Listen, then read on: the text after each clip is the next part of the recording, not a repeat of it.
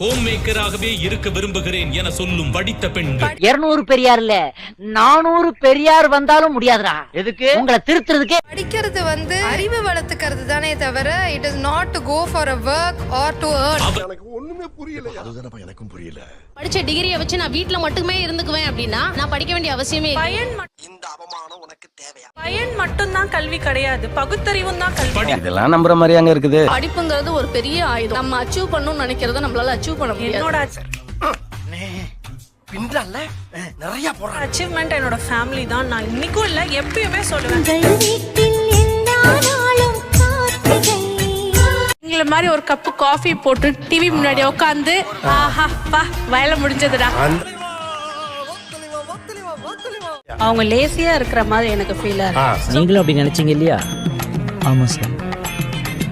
அப்ப நானும் அந்த மாதிரி நினைச்சதுல தப்பு இல்லையே. விட்டு வெளியே வா, உனக்கு உலகம் தெரியும் அப்படின்னு சொல்லுவாங்க. வெளியே உலகத்துல இருந்து வீட்டுக்குள்ள வந்த பிறகுதான் சார் எனக்கு உலகமே தெரிஞ்சது.